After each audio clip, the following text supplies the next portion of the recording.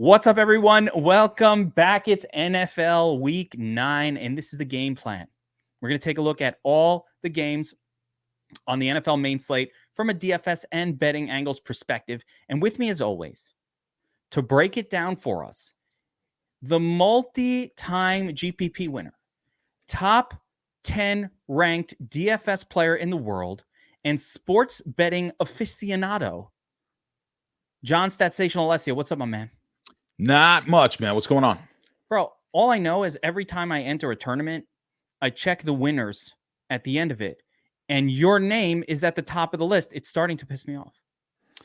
I apologize for that. You got to get lucky once in a while. It was a very nice Sunday. As you know, it could have been even better, but 100 grand early slate with that lineup would have won $1 million if I played it in the millie. That's what's disgusting about it. Yeah. I mean, listen, it's an early slate. Obviously, I'm playing a different. Take the 100K though. Yeah.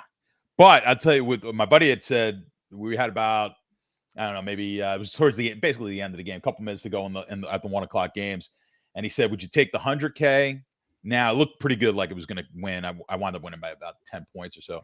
So would you take the 100K or would you throw this one in the millie and take a shot at the millie? I said, you know what? I think I take a shot at the millie because this one looks pretty tough to beat. And unbeatable. Sure enough, it was. Yeah, it was the most I think I've ever hit, about 278 points. I think that was the most I've ever generated. Obviously, got to get a little lucky. I was able to recreate it using the Dom station in my Millie Maker weekend review. And you want to give one of these moments? So what I did was I left my run, all my settings, put a check on Tyler Conklin because I had unchecked him, and had to hit a like in fairness. So I had to raise up the Conklin just a little bit. And in the first rerun, just once, I hit the 278. Yeah, it's crazy. Yeah, that run got me 11th place in the big tournament as well. So in fairness, we were on a lot of similar plays. But I finished in 11th in the big contest, which is worth like nothing, relatively speak. It's not a screenshot worthy finish. Right. But again, I unchecked Tyler Conklin. Sorry, what got you on him? Well, I wasn't on. I mean, you know how I do it. So just mix them in. If I was manually making that, I had 2 Jets in that lineup, and they were the only 2 Jets worth. You would never anything. do that. I would never normally. I don't mind playing 2. I've been getting a little funkier with the construction. If you notice, that lineup was a Tua stack. It was Tua plus 2, which is Hill and Waddle, which is pretty much the nice thing about Miami these days is he throws it a ton. He throws it to 2 guys. Yeah. So that's nice. And I had no comeback. I didn't have any comeback player. So it was an interesting lineup. It was very chalky except for the Jet players and the Saints defense, which they throw the shutout up there. You don't get that every day. So, it wound up working, but it's a good lesson for everybody where you can play chalk. You just have to differentiate in 1 or 2 spots. And that's where people get confused. It's like, well, I got to play, I need the stack that nobody's playing. Well, nobody's playing that stack because it sucks. I mean, sometimes it wins, but you could go ahead and you could play chalky picks, but somewhere along the line, defense is always a good spot, but somewhere along the line, you're going to need 2 or 3 picks that aren't really chalky. And hey, sometimes it wins. Won a bunch, and I saw you taking down some NBA tournaments. Showdown down on Monday, and one on Sunday night as well. So it's been about a couple 100,000 over the last few days. So no big deal. Really good stuff. Well, we got another big week ahead of us, so let's see if we can keep it going. And and we'll just dive into the NFL Week 9 slate here, and we're going to talk bets, and we're going to talk DFS plays, right? Weird ass game on Thursday. I'm ignoring it. I don't even know if this video will be posted much ahead of the Thursday game, but damn, that's a weird one. But let's get into the Sunday slate. And the first game that I want to take a look at here is the Chargers at the Falcons. And this one's interesting because I'm going to say it's a bit of a surprisingly high total of 49.5 points. And that's just how I'm saying it. I think it's a little surprising. With the Falcons as home 3-point underdogs. And, so I'll pop it over to you for some betting angles first, and just let me know here. And we've got the Sharp app up on screen so we can get a look at really all the details of this game. But looks like the model likes the Chargers a lot more than the sports books. And do you agree with the model here? The AI model is showing a -6.5. So it the AI really likes the Chargers here. Not a bet I love, but it's the side I would lean towards would be the Chargers in this game. They're a weird team. Chargers, they drive me nuts. When I was looking at futures, everyone loved the Chargers coming into this year. And it's like, I think it's the coach. I really do. I think it's because Herbert's solid. I mean, if you watch the games, I like the quarterback here. I really think it's the coach. And I had high expectations for this coach because it seemed like he was embracing the analytics, which he does. But to me, he's embracing them in the wrong way. It almost as if he doesn't understand them. Someone just told him, hey, go for every fourth down, and that's what he does. I don't think he understands anything beyond that. So I don't know but usually when you see a team underperform, it's either the coach or it's something that the quarterback's doing, i.e. critical turnovers or something like that. I'm not seeing that here. So it could potentially be the coach with the Chargers, why they underperform. But my lean would be the Chargers. I know we always get that kind of West Coast going to the East Coast thing. Don't get too caught up in that. The Falcons have just been really good at the Falcons have been covering a lot of bets too. They have been. It hasn't been the best play this season to lay the points against the Falcons. They've been covering at a really high rate. I don't know if we have that trend. I think they're in the trends tab. Well, I think the Falcons now are 6-2 because they lost last week. We had Carolina on that one. And that was a bit of a crazy game. They probably shouldn't have even won the game. Well, yeah, it was a little luck. You could go either way with that one. They were either lucky to win or they should have. I chalked that bet up already. I was like, oh, we lost this one because of just the way it went with that touchdown. I was not expecting that to go that way. It opened up the door for me to lose that early slate only because overtime I already had it by a lot of points. No. So I was not happy. One more DJ Moore bomb and I lose. But of course, luckily for me, that did not happen. But let me ask you this on this game because I have concerns here, DFS purposes. My primary concern is, listen, Herbert, on paper stands out as a pretty good play, but my concern is his weapons are hurt for this game, and a lot of them are, and I'm really worried about the upside for Herbert. I don't know who he's going to throw to. So basically, we've got Mike Williams going to be out. Probably Keenan Allen looks like he won't play in this one, which really leaves his pass catchers as Palmer and a bunch of names that you don't know, right? So it's like Palmer and some other even crappier wide receivers that we've never heard of. That's not a good scene for a quarterback. I think it's going to be an Eckler-heavy game plan because that's kind of what needs to happen. But is that just that alone? I think this is a problem for this game in the sense that, listen, we kind of, Herbert hasn't had the greatest year anyway, but at least he's had Mike Williams most games and Eckler and then Palmer in there. Like he's had a suite of weapons. I like Gerald Everett. It's fine, but I don't know that you can really rely on that. So I think it's going to be a run heavy game. I'm not super into Herbert this week as a DFS play for that reason. Even though this is a high total game and even though his team has a high spread, I think a lot of that action is going to go to Eckler, and I don't feel safe with Herbert. What about you? I don't feel safe. Yeah, I can understand where you're coming from. I'll give you the counter, though, is just how bad Atlanta is in the defensive passing game. So, I mean, they are the second worst team. My numbers against wide receivers. And they're one of the worst teams. They're probably, I'm just kind of scanning about the fifth worst sheet against the quarterback. There it is. Atlanta giving up a ton more points to wide receivers. Wow. Atlanta has been horrible. So that's actually an old. So that's the sheet from. Let me give you the newer sheet. Yeah, I mean, this is the old one with this week. That is not updated. Yeah. I'm going to get you a new sheet here. Hold on. I'm going to send that over to you. But while we're talking, shoot that over to me. But those numbers are dramatic. Like Atlanta it's worse. So the Atlanta wide receiver numbers are even worse. Are we playing Palmer? Is Palmer the DFS play of the week? It could, you're going to get good prices. I didn't look at the price. I assume the prices are pretty good on the Charger wide receivers this week. What do we got on DraftKings? Well, let's pull it up here because Palmer, you know what? I've been sort of waiting to find out if Palmer's probably low 5K, upper 4K zone. I'm going to pull it up right now here, and I'll tell you. Wow, we're doing a lot of time on this game, but yeah, he's 5,100. Yeah, I mean, it's tough to go. It's tough not to target against the Atlanta passing defense here. So I think there's definitely some value in some.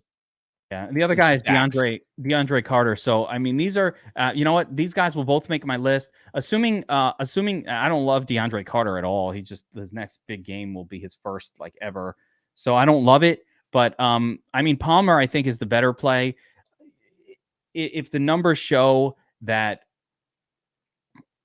you know, Atlanta's that bad against the wide receiver position, is just bleeding points to them, you got to play these wide receivers. Yeah. There's a chance Keenan Allen's going to play, right?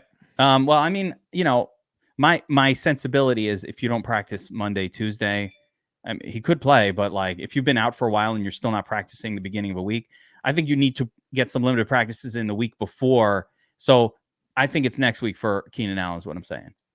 Yeah. So if that's the case, you're going to have some really good, I think you'll have some really good options, and they just could be kind of plug-in pieces to other, maybe if you don't want to stack it, but I do think you can stack this game. So or stack the side. My assessment with this game is I would be careful with the bet. I want to see who is going to play for the Chargers here, but in general, it's a risky play across DFS and everything for Herbert. He's not going to have his prime weapons, but on paper, the matchup looks pretty good. So GPP only is the conclusion there. And Eckler seems like an elite play if you're able to afford paying all the way up. The other one that I have a little bit of DFS interest in, and this might be like the most crazy tournament play ever. You tell me if it's not, but you know, the Chargers are known to be extremely bad versus running backs. Atlanta does like to run the football a lot, and Tyler Algier, he's not that good. He's a nondescript rookie, but he's the starting running back for a team going up against essentially what is the worst rush defense in the league. And I think we have to keep him in mind, even though I don't love it. Yeah, I mean, you're right about that. I have the running back here rated, both running backs rated really well. Obviously, Eckler is going to be a little bit higher here, but you're right. Where the Chargers are they're second worst as far as points given up. Houston's been the worst, and you know when you look at Houston, and that's primarily because teams are running on them just to kind of run the clock out. The Chargers are in their games and still giving up a ton of points to the running back position. They're giving up over 7 points. 7.5 points just about over the average of their opponents. So that's a big number.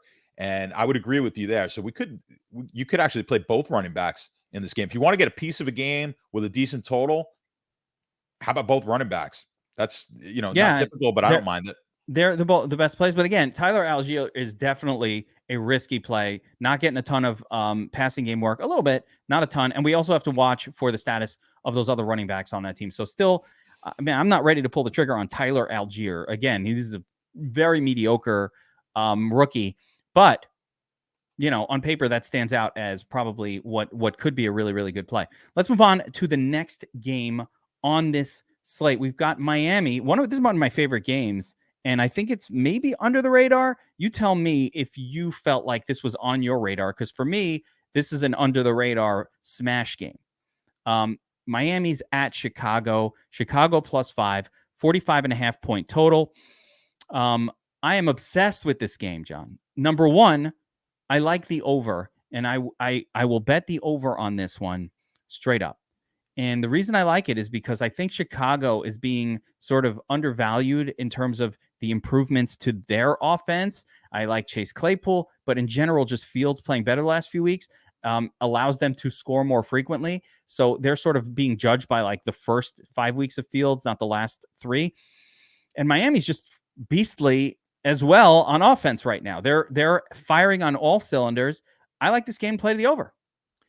I'm gonna go with you on the over on this game because of pretty much with the what you said. I think the market might be still a little slow to Chicago. We've seen it 2 weeks in a row now against 2 of the best defenses in football. Really, and yeah, it's really been 3 weeks.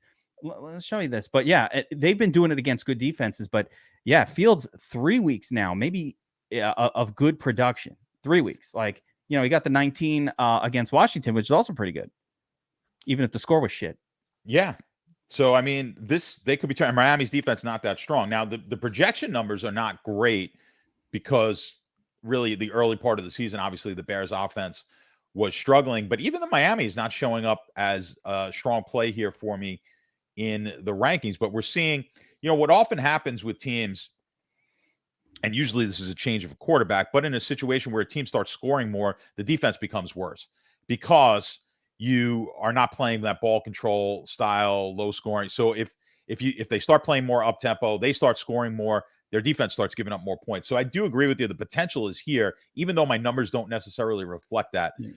When you look at it, because you look at the Bears, there, as you're looking at the numbers right there, they're actually really good against wide receivers on defense. So that's why my numbers aren't really jumping out, because Miami is excellent at the wide receiver position, very good at the quarterback position. Do you that's think being negated by how well Chicago has played throughout the year so far against those positions? Let me ask you this, because I do see the numbers. So this is John's points allowed, points against, a really awesome sheet that John, that you produce, and these numbers represent fantasy points above or below mean expectations for these players, right? And so Chicago's allowing the average running back to score 4 more fantasy points than they might against anyone else, but they're severely limiting opposing wide receivers. My question for you is, could this be skewed by the fact that, like, if Chicago's kind of easy to run against, teams just, and they earlier in the season especially hadn't been scoring very much, to where essentially they were down, and it just made more sense to play conservative, continue to run the football, and play defense against them. 100%. These That's 100% the reason. Yeah, it's 100% the reason, because you're right. Teams were playing, if they had no threat of scoring on anybody. Plus, you had the sloppy game in week 1, the bad weather, and then those other games, like I said, if they can't score, other teams were like, listen, we're going to go up 10 points and we'll just pound the ball on. They can't stop the run. We'll control the clock. But you've seen differently, especially last week, where it was kind of back and forth a little bit. Dallas was always in control of that game, but Dallas was putting points on the board. They were moving the ball. They weren't just pounding. Now they had, Pollard had himself a nice game. Everybody was on Pollard, of course. But I think that's changed. That's why I think, sometimes when it comes to sports betting and DFS, everything, I mean, any type of investing, right? You have to get in before the rest of the world gets in. And we might be looking at a situation where we're undervaluing Chicago's offense, and thus the over. So I like that play. From a DFS standpoint, we talked about it briefly. Like I said, I won the money with a Tua stack.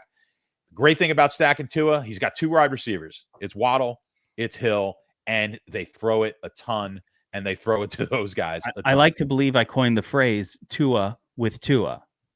That's right. And I think you did. No one else would take credit for that. So no, I coined it. So the fact that I've got a phrase based around stacking Tua with Tua, his wide receivers, it's a Tua stack. I kind of think that a little bit of that win can credit to this guy. A little bit. I'll give you a tip. A little bit. I don't want the tip. I just want the credit, the verbal credit. Like, yeah, dude, I took your tip. That was a good call. And I'll be like, thank you. That's all I need. I just want you to be proud of me. I'm always proud of you. That's all I ask. And all right. So getting back into this. Sometimes those numbers can be skewed a little bit, but I really love this game. I love it for the over. I'm really excited that you agree with me on the over. That's a rare thing. So I don't know about if I want to pick a side on this one against the spread, but with Fields, for DFS purposes, I like Fields in this game. I like Tua in this game. I'm down with either quarterback. Miami, if you look at your numbers, definitely do allow elevated fantasy production to elevated fantasy production to pretty much everybody. I think Darnell Mooney is playable with Fields here.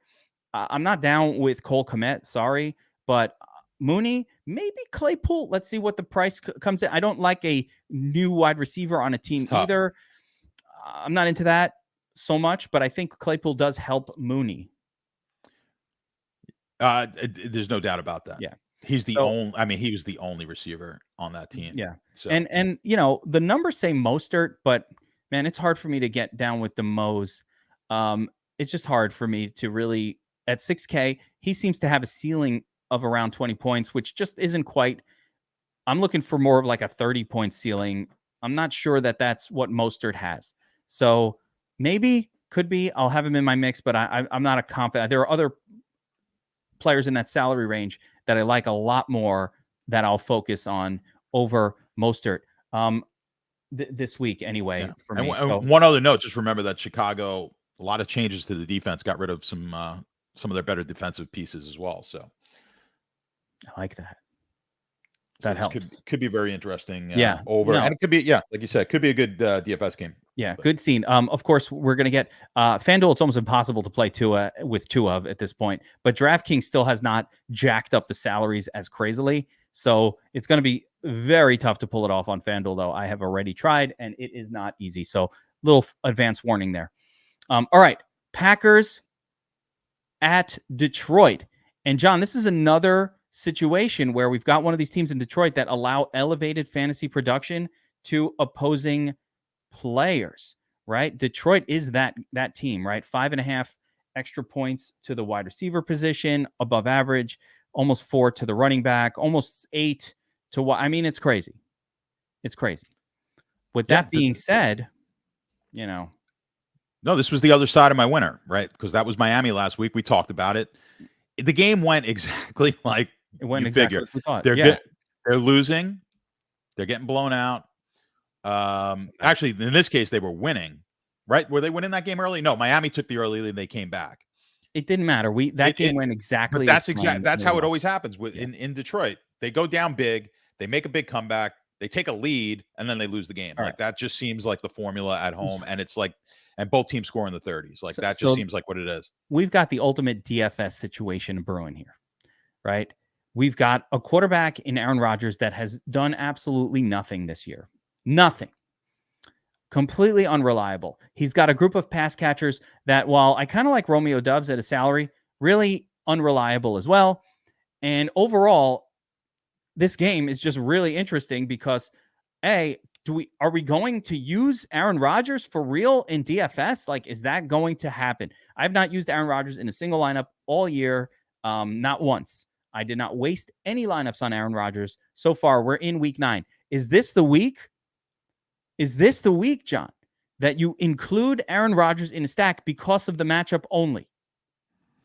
If it's not this week, this is it. This is the big week. I've been bullish. I think I'm much more confident here in Rodgers. I've been saying it. I think they're going to put it together at some point in the season. This would be a pretty good opportunity to do it. I've been more, like I said, bullish on Rodgers than I was on Brady. I still believe in that. I do think they eventually turn around. I think they're talented. At least Dobbs, I wish Watson had played all year because him really just not being on the field that much has hurt. Dobbs, I think, has some talent, and unfortunately, he's got the rest of the guys are a little older, but they should be able to. By the way, you cannot trust Sammy Watkins enough. No, enough. And so after Dobbs, who are we talking? Are we talking Robert Tonyan? I think it's Aaron Jones who's the best stack with Rodgers. I think it's Rodgers. If you're going with two of, it's Rodgers, Aaron Jones, and Romeo Doubs. I don't think you can trust anybody else. I'm fine with that as well. Yeah, I mean, Aaron Jones is probably the best play of all of them, to be honest with you, on the Green Bay side. Yeah. But yeah, if you want to stack that game, you can stack Jones and Rodgers here if you want to take a Green Bay stack. Yeah, you want to go over the bets quick? Yeah, let's take a look at the angles. Betting angles on this one. So we've got 3.5 or 4. Obviously, depends on the book. Again, this is why getting the multiple sports books always advantageous. The line is, for the total at least 49.5, one of the higher totals on the board. And really, you would think this game would be even in the 50s, but it's all about crazy to say. It's the Green Bay side. Like, is Green Bay going to put up enough points in this game? Again, I would lean to the over. I think you probably seem to be leaning that way as well. I'd be leaning to the over in this game. I like Green Bay to cover this one as well. The model definitely likes Green Bay, and the model does, as I'm looking at that now, and I do as well. So I'm going to I have not put this in yet, but I'm going to wait. I'm going to see if I can get it better than the 3.5. If I can get it to tick down to 3, I'm definitely going to hammer it. And yeah, I mean, you can just kind of see where the line is moved. The handles on this, we are seeing. I mean, it could possibly be sharp money on the Detroit side. Just when you see that big disparity between the bet and the money percentage, that's possible. I have not gotten confirmation on that yet. The sharp money is definitely on the Detroit side. I do not agree on really any bet here. The sharp money's on Detroit. I do think that the Packers win this game and they cover. So, but I'm not liking being on the square side of this particular one. I'm not sure if I agree with the over because the Packers tend to slow games down quite a bit, and it's harder for their games to reach an over. They also have a pretty good cornerback in Jair Alexander that might just be enough to negate Amon-Ra St. Brown. I don't think so. I'm not 100% sure yet that Jair Alexander will be on Amon-Ra St. Brown, but that might just be enough. Like, that's pretty much all that Detroit has going for them right now, with Swift kind of hobbled, and there's no really other weapons on all. It's like if Amon-Ra and Hawkinson traded away, I feel like if Amon-Ra is not having a good game, then Detroit will not be able to hang in this one. So actually, so the way I would play this one from a betting angle is I'm worried about the over. I'm not going to touch that. I don't usually bet over unders, to be honest with you. One or two a week that I'll like, and that's it. And we already got one of them, that Miami one. This one, I think I'm going to stay away from that over under. And I do like the Packers side to cover, but I'm going to do that more because I think Swift is kind of hurt. And without Hawkinson, I just think Detroit's down a weapon or two that they might need to actually win the game. And I really want to get it at 3, not 3.5. Yeah, I'm waiting on that 3. I just looked. We did have sharp money on the over. That's the only sharp money that's coming on this game. It was at 48.5. Your side. So, well, that would be correct. And that would be expected. By the way, guys, if you want John's bets, he tips every bet that he makes every single week in the Sharp app. Like, you could see what John is doing, not just in the Discord where he'll literally let you know what he's up to, but also for pro subscribers on Sharp app. You can actually see in the game tile if John or if I bet a game, or if any one of us. I'm having a pretty good NFL season so far if you're tracking, and John, you're generally just crushing. So if you guys download the Sharp app, if you're a DFS Army subscriber, you can actually use code DFS Army in there, and it will give you either a $25 discount or your first month free, something along those lines. So of pro, if you want, we also have the free app, and you just check it out. If you bring up the app screen, I'll show you when you're on the home screen. Like, here's our, if we have pro picks for the night, there's some of your picks for tonight. You can see them in there really easily right from the home screen for that day of the games that you like. That's some of your NBA stuff. Yeah, we got to set that up so I can just sort by. We're gonna get that to the point. Well, we're working on where you're gonna have it where you can follow specific people, even your friends, and know exactly who they're taking. If you want to just follow my picks, you can do that as well.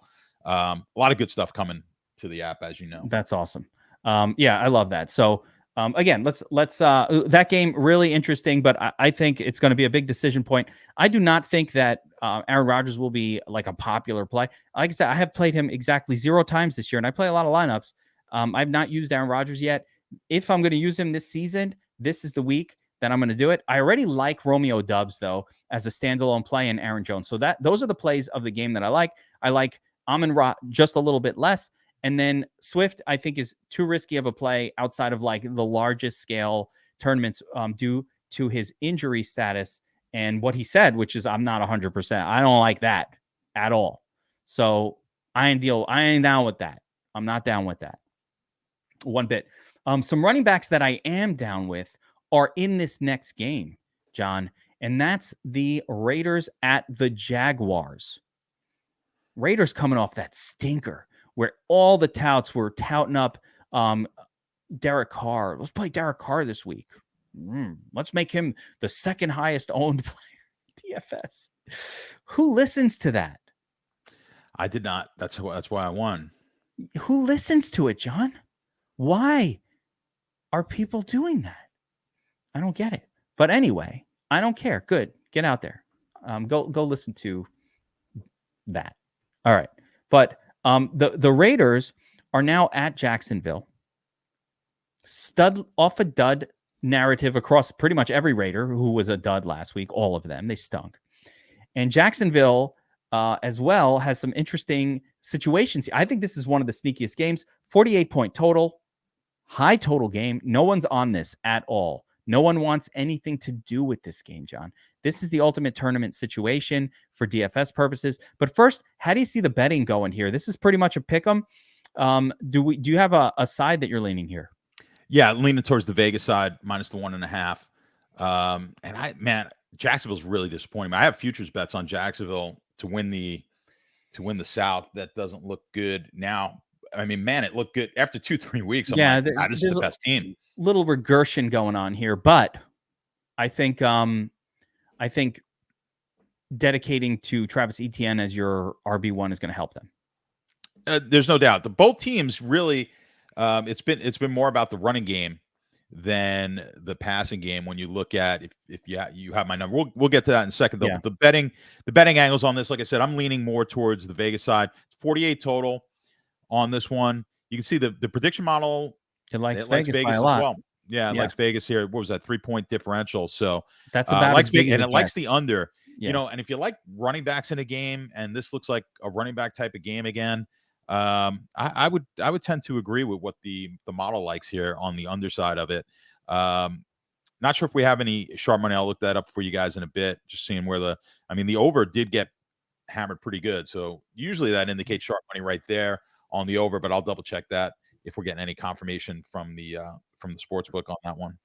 All right, so some DFS angles for this game for me, and I agree with you. I might pull the trigger on Vegas. That is a side that I'm interested in. Vegas also there. I know it seems weird, but here's what I don't like about them: that they traveled East Coast, West Coast, East Coast, West Coast twice. Like they just did that, and that's never something that I'm like excited about in terms of a bet. But they're coming off that horrible loss. I think they need to wipe the stank off. You know what I'm saying? They need to wash the stank off from that last game. And this is an opportunity to do it. If they just focus the run, they have Devontae Adams. They forget that he's on the team a lot, but he is a player on this team that they might want to throw the ball to every once in a while. So they'll probably wake up and figure that out. Josh McDaniels is a good coach, by the way. I don't know what's going on with the Raiders, but maybe he's not a good coach, actually. Maybe that's... Well, he wasn't that great a head coach, at least. No, but I'm just saying, like, you know, he was great with Belichick. I don't know. Yeah, these guys are great when Tom Brady's your quarterback. Yeah, he's pretty good with Mac Jones last year. Yeah, well, the offense wasn't that good. It wasn't that bad, though, for a rookie. I mean, like, they were the best of... Anyway, they won because of the defense. These guys get way too much credit. Now, the fact that he's there and running the ball is not that much of a shock, right? He's taking... I mean, that's what Belichick wants to do, even though he had Tom Brady for all those years. Belichick... Listen, if he doesn't believe in the quarterback, he's running the ball. And McDaniels looks to be doing a little bit of that. I mean, Carr's always been just a mediocre quarterback at best. Never been a big Carr fan. He's got a power horse, running back.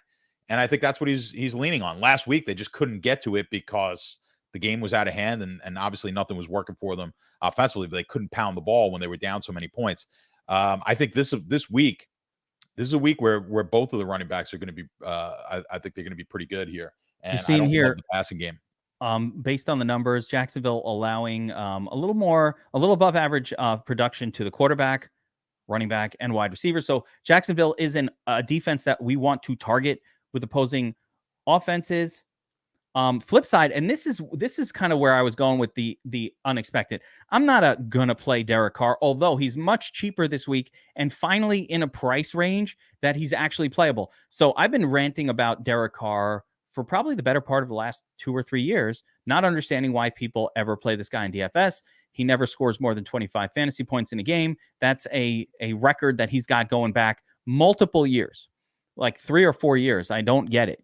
But he's also been salaried closer to 6K or 6,200, for example, on DraftKings. They finally brought the number down. It's like they've been watching me. And they finally brought the number down to 5,400 this week. And at 5,400, I don't really need a 26 plus. I kind of only need 20. So if there was ever a time to maybe think about considering Derek Carr in your lineups, maybe it's this week.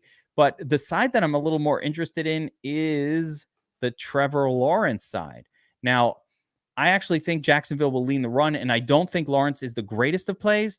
But if this game starts to get a little frothy, if it froths up a little bit, Trevor Lawrence just surprises you with a good game every once in a while. He's the ultimate tournament play, like GPP only, but he has good stack partners. I think you could play him even with ETN, although that's probably less than ideal.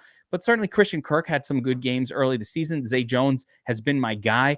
So for the whole year, even though he hasn't really been producing, I still like Zay Jones every week. So I think there's a little large field GPP interest for me in Lawrence and that Jaguars offense, passing offense. And again, I think it bears out here in these numbers that when you play against Vegas, there's a decent shot that your quarterback will do well. And look at this, running backs producing 2.5 points above average. That's the Travis Etienne spot. I need to mention before we get off this game for DFS purposes that Etienne is my favorite running back play on the slate. He's my top guy, John. It's core play for me. Is he my top? I don't know if he's my top guy, but he's obviously he's going to be up there. Yeah, for me, he's a core play. So, I think the pricing, what he does, the volume, the potential in the passing game. It's not a great week for running backs, especially not cheaper ones. He's $6K. You've got to get these bargains. You've got to play guys like this because there's just, I could play Eckler, sure, but he's $10K. Good luck squeezing him into your lineup. I love Eckler. I can't get him in. But Etienne's very affordable. I think we're getting at least 22 to 23 touches out of Etienne in this game. And that's all I want for $6K. I'm very happy, especially against a less than elite defense. John, before we move on, I want to talk about our show sponsor, Thrive Fantasy. Thrive Fantasy is a props game. And their twist, over-unders, props, and you essentially create a parlay and you go up against the house. You can go up against other people. But the twist that Thrive Fantasy does that I like is they create these tournaments where, they assign point totals to the props. And it's basically like a GPP style tournament in a props game. So what I have on screen here is the week 9 big tournament. It's $100K guaranteed. That is impressive. 100K guaranteed. And here's how the game works. And I've actually picked a couple of props that I think really I love for this tournament. But come on, Michael Pittman under, so you're going to pick an over-under on one of these props and it assigns a points total. And the idea, you pick 10 of them and whoever gets the most points wins the tournament. You better damn well win all 10 or 9 out of 10 to even have a shot at taking this thing down. But you also kind of want to be on the less likely side more often than not if you're going to win it. So, check this out. Michael Pittman under 54.5 yards with Sam Ehlinger at QB against New England. No brainer. Amon-Ra, I got him over 0.5 touchdowns. I feel like it's a great spot. So, and another one that I really like is Kirk Cousins under 0.5 interceptions in a game where I think the Vikings will roll. So I've already picked out 3 really great props for this contest, all on the plus number side. I will be using those 3 in my lineup. And a reminder, if you guys want to check out Thrive, it's totally worth it right now. If you deposit $100, they will match it and give you 2 tickets to enter this. So 2 free entries essentially in this $25 100K to first contest. So $100 deposit with promo code DFS Army, of course, gets you $200 to play with plus 2 more tickets. It's like $250 for $100. It's too good of a deal to pass up. Make sure you check it out. Again, use promo code DFS Army. And if you do it and you're signing up to Thrive for the first time and you want to check out DFS Army, let us know. Send us a screenshot of your initial deposit, of your welcome email from them. And if you're not currently a DFS Army VIP subscriber, we will give you a free month of DFS Army VIP. You've got to hit support at DFS Army. Let us know that you signed up for Thrive using promo code DFS Army, and you will get all those good things. So definitely check out Thrive. Really cool site. And I like that particular game. I like the big tournament over there as my favorite way to play on Thrive. All right. Next up, John. The Colts, Sam Ehlinger and crew, head out to New England to take on the Patriots. This one has the lowest total of the slate, 39.5 points, with the Patriots as home 5.5 point favorites. John, I don't know what the betting angles say, but I'm really curious here. How do you see this game going from a betting angles perspective? That total is really low. Ehlinger, I think, didn't look that bad to me in his first start, but obviously didn't do anything and didn't get us where we needed to be. Almost got us there, but didn't get us where we needed to be last week.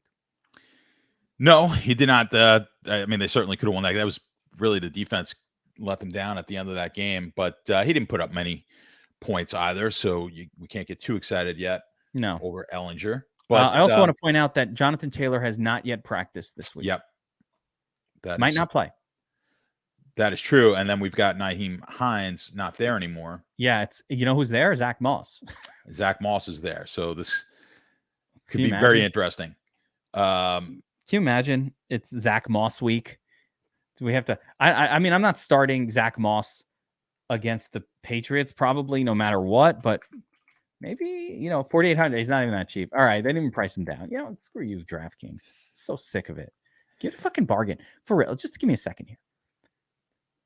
It's okay to have a bargain play on the slate. You don't have to preemptively price up Zach fucking Moss for $5K. Leave him at $3K. At $5K, you almost can't play him. At $3K, we got a decision to make. What price point if Zach Moss is starting against New England, 39-point total, what price point would he need to be to inspire John Statsational Alessia to play him this week? Yeah, I mean, you're assuming that with no Taylor, right? Taylor's out, and we find out this guy's starting. Even at $5K, I'm like, I don't know. $5K. I mean, he's at 4,800, right? This week, 4,800 on draft. And by the way, FanDuel will have him as a bargain price. FanDuel will be at 5,200. He'll be a playable on FanDuel. FanDuel usually doesn't pull this shenanigans that DraftKings does. I think it's still playable. The problem you have is, the Colts. It's not like the Colts have really. Yeah, not produced great. They haven't blocked well, and you're playing the Patriots. I mean, just bringing up my, and look at the Pats against running backs on my numbers. They're pretty good. Third, it looks like they're the third best against the running back position. You just don't, DFS. Now, of course, I win last week with 2 Jets, right? But we don't like to go against the New England defense and target it all that much. They're very good against running backs. But they're really good against the run. And it's been such a struggle for the Colts to get the running game going. I mean, they've had the number 1 fantasy pick this year, and he's done nothing all year when he's been on the field. So I don't have a ton of expectations. You know who did good the week that the Hines and Taylor were out was Jackson that week. Oh, yeah. Really nice week. Maybe it's Jackson. Actually, I don't think it's a Jackson week. Moss. It's probably more Jackson. Actually, people might mistake it for Moss, but you're right. Jackson did good. But again, he did it via the pass, and you got Sam Erlinger in there. Yeah. I don't know. I just don't think, I'm going to obviously have a little bit. I'm going to sprinkle in. I'm not going to go crazy on on this you don't game have at all. To have a little bit. You don't from have a betting standpoint. Yeah, from the betting standpoint, the only thing we have on this one is that the sports book needs the Colts. They need the Colts plus 5.5. So they're taking a lot of money right now on the New England side of this game, which is interesting. I guess the model also likes the Colts here, and the model likes the Colts. Yeah. So and the book needs the Colts. We tend to when I said sports book needs a side, that's the side that the sports book's getting more money on one side of the game, and typically we like to be on the same side of the sports book because they win more often than they lose. So one of the unique functions or features on Sharp is the connection with one of the all overseas sports books that actually will let us get a look at their liability sheet. That is not something that you see anywhere else.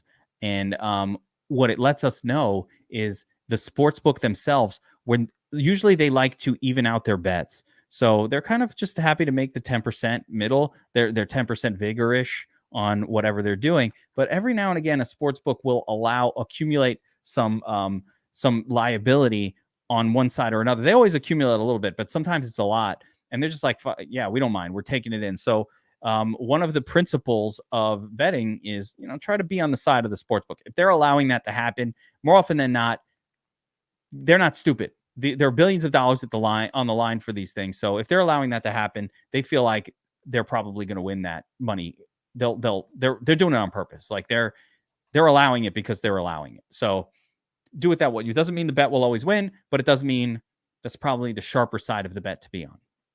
Use it as a filter when you have other things showing it. That just adds a little bit more confidence to the game. But typically, these are going to be plays that you don't like. The reason you're probably not going to like it is because everyone else likes the other side, which is why the sports book has liability there. So typically, these games, the sharp plays and the plays that the book has liability on, those are typically sides that you, the general public, average sports bettor, don't like. Yeah. So, yeah. so you have to take that in mind. Yeah, I've learned over the years that like a lot of times that first instinctual like, oh my god, this is crazy, bet it. There's a reason why it looks so easy on paper, and a lot of times those lose. Now that being said, John, there is a player for DFS purposes that I like in this 39.5 point shitstorm of a game, and that is Ramondre Stevenson, who has been picking up volume, appears to have sort of surpassed Damian Snacks Harris as sort of the primary running back. I still think Harris is a major vulturing threat, but the Patriots are so run heavy that even with two guys, they have enough work. It's kind of like a Chubb Hunt situation at this point, where there's just enough work that even a Ramondre with a 55 to 58% share, where he gets most of the passing game work, is enough to produce quality fantasy scores. So Ramondre Stevenson's really interesting, and he actually projects as one of the better running back plays on DraftKings this week. Not as much on FanDuel where he's priced up, but on DraftKings this week. Do you like Dre? Do you forget about Dre? Yeah, absolutely. Okay. It's probably one of the best. Yeah, probably one of the top 3 running back plays. Yeah, he's up there this week, and it's crazy because he is a split timeshare guy, but the price and just the role and just the focus on the run from the Patriots is enough to elevate him to. And I just think they know at this point that he's finally kind of surpassed Damian Harris as the prime guy. I don't have my snap count chart in front of me right this second, but I would imagine that he probably, I'm going to try to pull that up here while we're talking about the next one, but I would imagine that he probably outsnapped. He probably was like a 60% guy last week, if I had to guess. If you see those numbers, let me know, or I'll pull them up here in a second. But let's move on. That's the only DFS play for me on that game. Here's another one that's really interesting for DFS purposes. We've got the Bills at the Jets, my beloved New York Jets. Bills are 11 to 12.5 point favorites, depending on where you look. 47 point total, most of that going to the Buffalo side. My goodness, am I seeing? All right, yeah, the AI thinks they should be 15.5 point and give them an unheard of. John, this is unheard of. As a matter of fact, it's so crazy that it's like impossible. A 99% chance of winning the game? Yeah, I mean, listen, if you're a 15.5 point favorite, we don't get those that often, but a 15.5 point favorite is going to be in that 90 percentile chance of winning a game. So, I mean, as it stands, Skynet, they're basically a 12 point favorite here. Again, crucial to have multiple sports books so you can catch the best line here. We've got a differential. Got to go to points bet for that 11.5 point. Yeah, and then 47 on the total. The only information that we're getting on this game is, again, the sports book has liability. They're catching all the money coming in on Buffalo, so they need the Jets in this game. That's not a shock. Nobody's going to bet the Jets. Just people are just riding Buffalo. Buffalo's had a few situations where they've been a big favorite in games and they've covered them. So people are confident to jump on them. They look like the best team in football, so no one's going to bet the Jets. So this is either going to be Buffalo bets or no bets for most. How do you beat a team that's got an elite defense and the best offense in the league? And probably the best defense. How did they do this? I mentioned it in my power rankings article yesterday, where I've gone through every year before the Super Bowl. I go through every Super Bowl team, and I go through all their statistics and rankings. And you really haven't seen, since the salary cap was implemented in like 1994, 95, where a team has been able to be number one on offense and number one on defense. It's been rare. I got to go back and look, but I'm talking about like the teams that were capable of doing it were like the Steelers of the 70s, the Cowboys in the early 90s, but those were pre-salary cap. It's so hard to do with the salary cap now for obvious reasons. You can only really dedicate money to one side of the ball. Typically what happens in these situations is the quarterback is a young quarterback not making nearly as much money. So I don't know their financial situation, but when you catch the quarterback before they sign the huge deal, that's when it can happen. You saw Russ with Seattle. They had the great defense. That's the window. You've got the 5-year window to make it work. You've got a 4 or 5 year window to develop a defense. When you get that quarterback, you can potentially pay the defense, but then the problem is once that runs out, you saw what happened with Seattle. All those defensive players had to go elsewhere. and they wound up with a terrible defense. And by the way, that's a beautiful part. That is a beautiful part of the nature of the NFL. That will continue to happen. Like these quarterbacks, they need to get paid on their second contract, and that is it's actually quite a beautiful thing of maintaining parity in the NFL. But right now, it's like unfair how good Buffalo is. It's not fair, and the Jets don't have much going on. Like, how are the Jets going to resist here? They do play quality defense. The Jets are a better defensive team. Their offense is horrible. Zach Wilson is absolute trash. I'm sorry. He's trash. He is not the answer. I can't wait.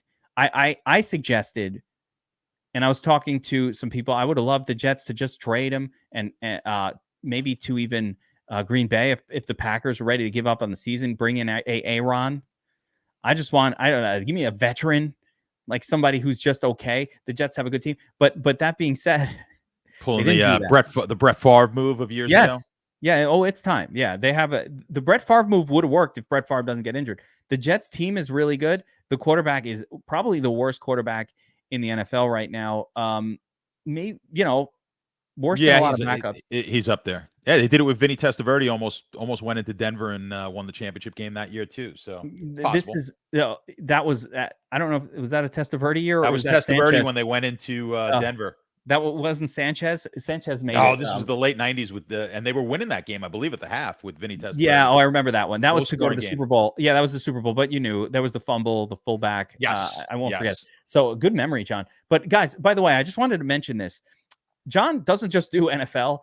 Your shit is awesome. Like there in the Sharp app, John's got a tennis model. You've got what other sports? Well, we do the soccer and I tell you, I wish I had time to handicap them myself, but I post the model, and now what's happening? This is exactly what we want to happen. You've seen it in the DFS Army community where you just bring people in. You get enough people in your Discord and you're in the community, really, and everyone has their own ideas. And guess what? Good ideas always rise to the top, and we all benefit from it. So I post my models, and sure enough, we've got guys in there who are like, they're playing them every day, and they're figuring out the best possible way to use my models. And that's really what it's all about. I'm just providing some information, and then other people are doing. So these guys are crushing right now, soccer and tennis. I wish I was handicapping it myself. I don't have the time to do everything, but sure enough, I could just tell these guys who have been doing it, and they've been crushing it. Sniper's been in there using. Sniper's in there. He loves the tennis. He's doing some soccer stuff. We got a couple of our other subscribers who are hammering the soccer plays, and they love it. We got Champions League going on right now. And so these guys love it. And listen, if you want some action during the day, tennis and soccer are great because you're sitting in the office.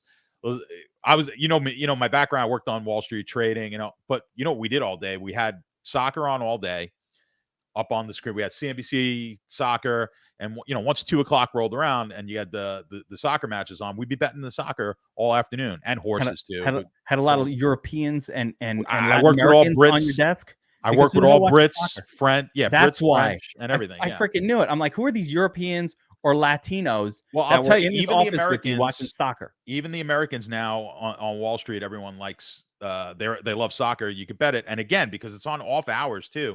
When you're betting soccer, you're not a soccer guy, but I was never a soccer guy myself. But when you bet it, it's awesome. It's great. Listen, you bet anything, it makes it more fun. Everything's awesome when you bet. But soccer is a great sweat. So, and you get to do it in the afternoon when you're sitting at your desk, you got nothing else to do. And you play some soccer matches. So yeah, we're enjoying it over at the Eye. And I just love getting sharp people in there. And some of these people didn't even realize they were sharp, but they're figuring out how to dissect my model and make plays with it. I'm sharp because I just look at the AI model and bet NBA and win two. Yeah, the AI model just crushes the NBA, huh? It's best for NBA. It really is. That is the sport where I just kind of blindly follow it. But that being said, there's Discord. So make sure you check out the free Sharp app Discord if you want to get in there. Or like I said, the premium Discord is where a lot of the magic is happening. So just get Sharp app and sign up. Use code DFS Army and you get a free month of Pro. If you don't like it, you cancel. It's not hard. Download it, right? So let's move on, John. Actually, no, we can't move on. We're still talking Bills, Jets, and are there DFS plays in this game is the question. And I'm going to say this. I do not play anybody on the Jets or anybody against the Bills generally. That is not a good defense to target. I'm going to bring up your sheet here just on my screen to let you know that it is super green. Bills defense, elite. versus everything. Like all this is showing is don't play anybody against the Bills. So I don't want to waste time even talking about that. But the question is, Bills massive favorites here, and Josh Allen has produced well as a massive favorite in the past. There's a game this year, I believe it was against, Pittsburgh. I don't remember, Atlanta or something. The Pittsburgh game? The Pittsburgh game. Allen comes in, he puts up 39 points. And essentially what we know this guy can produce, it does not matter what the other team is doing. They will style on you, and they don't run the football heavily. So the touchdowns come off of Allen's arm. Are you playing Allen this week? I like, I found that, for example, Gabriel Davis is almost absurdly overpriced on DraftKings, but significantly underpriced on FanDuel. That's where I like Gabriel Davis. I think Steffi Diggs is in the realm of very playable. And of course, Josh Allen is in play as the best quarterback play of the week every single week that he's on the slate. You've said it all. Yeah, no need to say it. And you're not worried about I'm just going to I've thrown away the worry about the massive favored, because even when that happens, it doesn't. Listen, you have a handful of those this week, and Allen's the one guy I don't worry about him being a big favorite in a game, because he's just too high a percentage of that offense, both running and throwing, that it doesn't really matter that he's a big favorite. That was traditionally held for the maybe when an Aaron Rodgers a few years ago, when those guys were strictly and now they're just going to hand the ball off Tom Brady, second half of the game. You could get away with, as you said, huge favorites against Pittsburgh. He scores 39. He's basically scored 30, and you're going to ask this question every week, because they're going to be double-digit favorites in almost every game the rest of the way. He's gotten to 30 plus in, 1, 2, 3, 4, 5 of the last 7 games. So, I mean, what more can you ask for? I have a philosophy that I came up with a couple of years ago on Josh Allen that I've continued to use, and I was talking about it on all my shows for 2 years ago even. And the philosophy goes like this: always play Josh Allen every single week, no matter what. Yeah. Always play Josh Allen. It's that simple. It's not a tough philosophy. It's a philosophy. I came up with a rule of thumb. I like to have rules of thumb. One of my rules of thumb is I don't care who the matchup is. I don't care if he's going up against the best defense, the worst. You play Josh Allen every week. You'll be happy. Absolutely. All right, next game on the docket. The Vikings head out to Washington to take on the Commanders.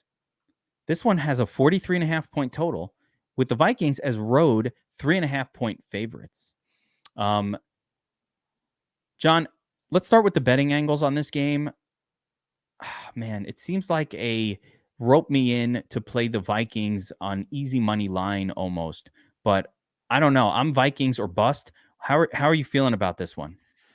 I'm not taking this game. It's not a game I particularly love. I could see what you're saying here. You get that hook. You're probably, in your mind too. I know you sometimes you like to buy the half point here.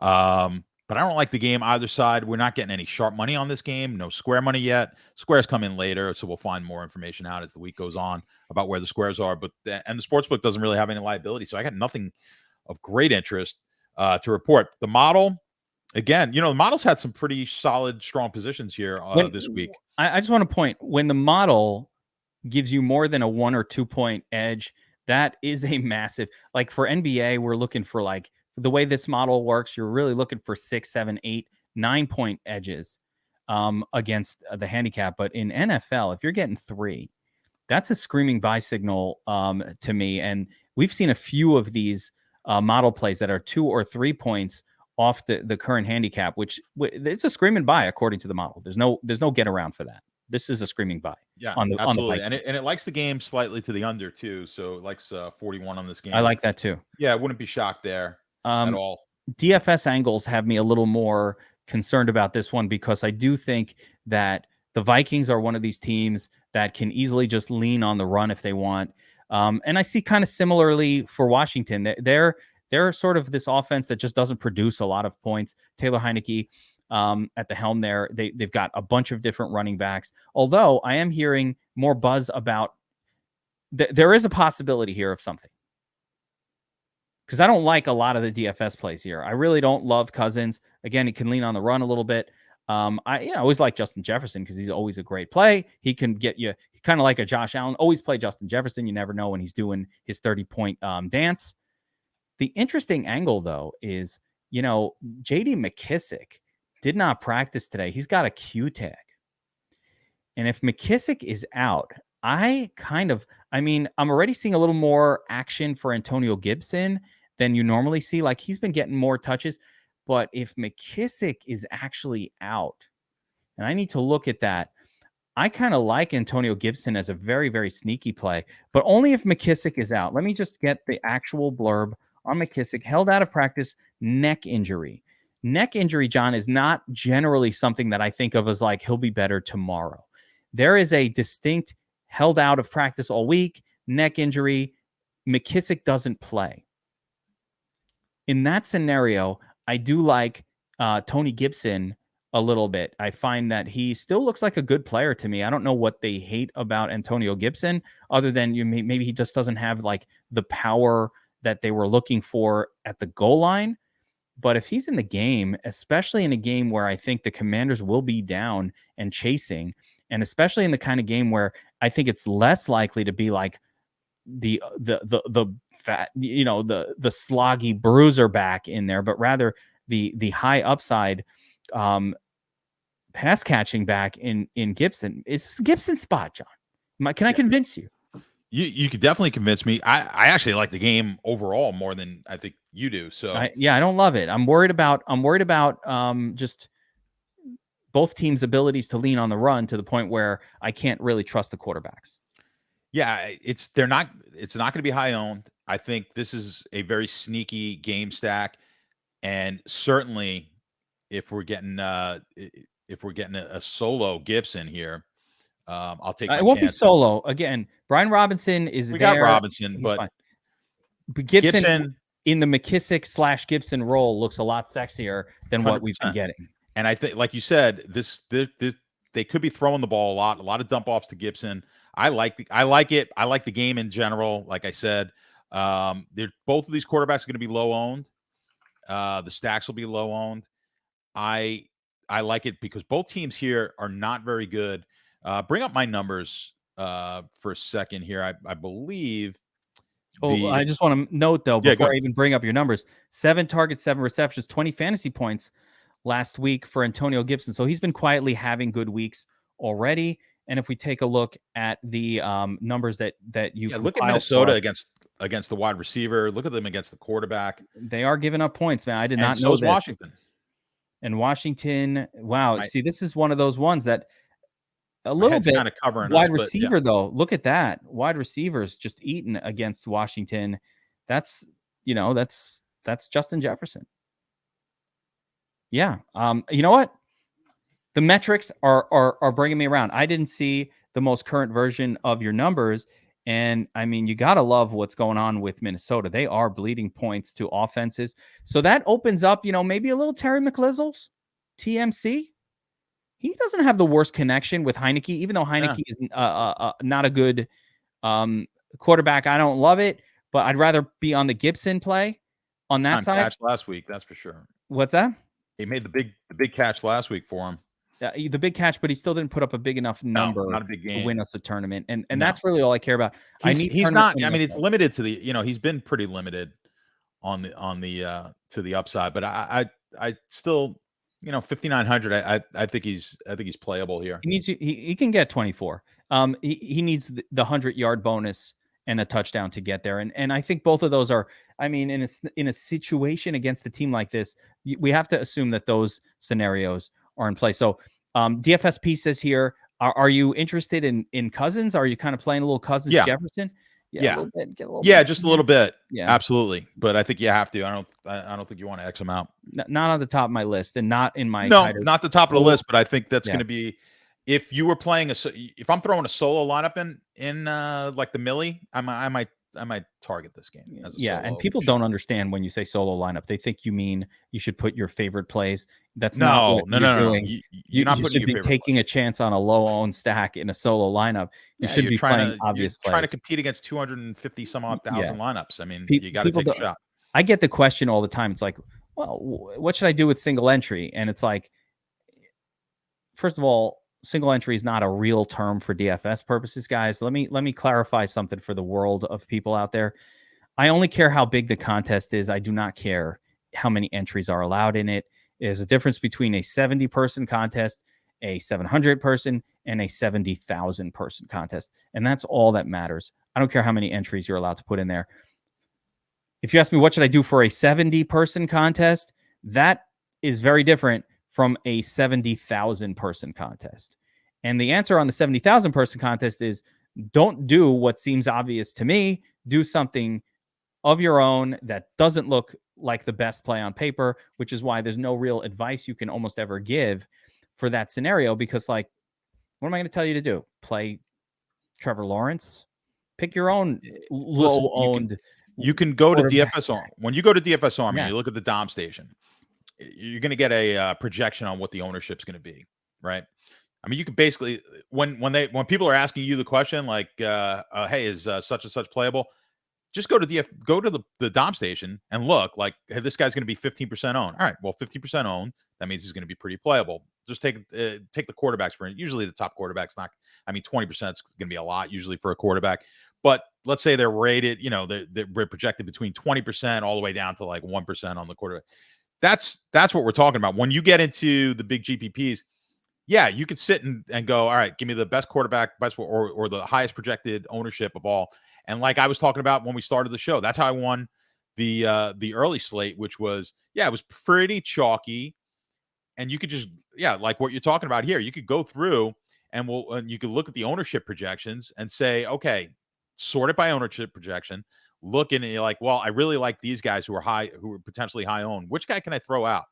Oh, I don't like so-and-so. I don't like so-and-so. And now find yourself a cheap option in a game. Start looking at the numbers. Say, you know what? Potentially this guy's just being under, this defense doesn't perform well. Like, let's talk about what was the game that we were just talking about that wasn't necessarily on everybody's radar. This game, right? The Minnesota game. Yeah, Minnesota, Cousins. So you go ahead and say, well, I'm going to take whatever the chalky plays are, but you know what? Let me take a McLaurin, or let me throw someone in there that's not going to, maybe Antonio Gibson, that's not going to be high owned, and throw them in the lineup. So pick and choose a game that you think potentially could go off. Like, in my opinion, that's one that can. And maybe I could get some low ownership there with all my other chalky plays. I do want to point out that it's early in the week. That was the Dom station from DFS Army, but it is early in the week. I hope these numbers don't change. If you're going to give me Tua and Justin Fields this low in ownership, man, this is going to be a really fun week. If people are going to load up on, I love it. If people are going to load up on Aaron Rodgers. Yeah, I mean, I have Tua very low owned as well right now. My projections as far as ownership. These numbers will change. 4%. Yeah, they're going to change a little bit. But one of the beautiful things about ownership projections in general is, like, you want to know who the best plays are in every slate. I could do all of the analysis I can do every single week, but just sorting by projected ownership pretty much tells you who the best on paper plays are. It is not that hard. And of course, if you're a cash game player, that's pretty much who everyone's going to be playing in cash. Yeah, you want to hang over here in the zone of the highest owned guys. It's not that hard when you have this information at your fingertips. A lot of people don't, John. A lot of people just kind of wing it. They watch these shows, and that's cool too. And we'll try to help as much as we can. But know that a lot of this detail and information, we're talking about this on a Wednesday, on a Thursday. A lot of this info really changes significantly by Friday and Saturday. And so having these tools at your fingertips is critical. And now picture this for NBA and other sports where it's even more important and even more down to the minute. And that's why signing up at DFS Army with promo code Geek is so important. Get signed up. If you want to be competitive, you can go to some other sites too. If you don't mind paying double the price for lesser end information, there are other sites out there. Of course, again, they'll charge double, and their stuff is less accurate. Obviously, we produce more winners than any other site on a player per player basis. Tournament takedowns, and of course, one of the best players in the world here helping us out. But in general, just get over to DFS Army, sign up with promo code Geek if you want. You get 10% off. VIP covers every sport. It's $69.99. It's crazy that people aren't signing up for watching this, but you should do that. So anyway, if you're into DFS, if you're into betting, boom, sharp app. All right, let's move on Next game on the docket. We got the Panthers at the Bengals. This one has a 42.5 point total. Panthers are 7.5 point road underdogs. Now, the Bengals had that rough Monday night start against Cleveland. Cleveland owns the Bengals, and I talked about it on the Showdown Breakdown before the game. Cleveland owns this team, right? They haven't beaten. Joe Burrow is yet to get a win against the Browns, I think. So it's not a good scene, and they looked bad in that spot. But now the Bengals are home, and they get Carolina, and they get PJ Walker, and they get kind of a crappy group of players here. What does the betting? What do you think from a betting angles on this one, John? So yeah, it's 7.5. I'm actually. It sounds like you're leaning towards Cincinnati. I'm taking the 7.5, and I'm going to take Carolina here. I'm gonna back them again. Took them last week for a winner. I'm gonna go back on it and ride them again. Something about Cincinnati all year, like they just not quite clicking. They've had a couple. There is it kind of looked like it was happening. And I will tell you what the thing is. No, I will tell you. I know what the thing is. Okay. Their offensive line is playing very, very poorly. Well, that's the thing going into the year. They really addressed it, or thought they did. And you said, boy, if they could really shore up because the offensive line was not that great last year either. And that was their real Achilles heel. And that's really what hurt them in the Super Bowl, right? That line going up against Arnold, that was going to be a difficult situation for them. And it was.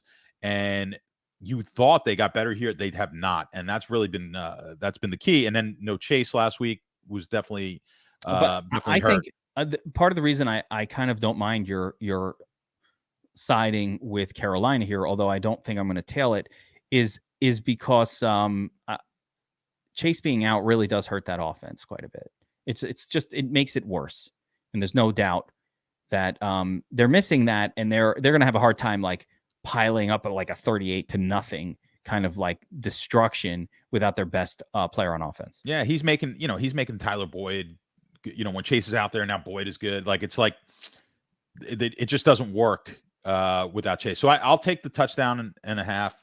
I'm fine with that on this one. The model the model's leaning Carolina as well. The model's leaning that way. Yeah, the model's with you on it. So the model thinks that Carolina should be +5 rather than +7. And you see where this came down. This has come down a lot because of that performance on Monday night as well. Yeah. I usually like to fade what happened on Monday night, but in this case, I'm going to double down on it basically and take Carolina, because a lot of times on that primetime game, team throws up a dud. You kind of want to jump back on them the following week. This is a situation where I don't really believe in them, so I'm gonna double down and take them. But this line was 9.5 when it opened.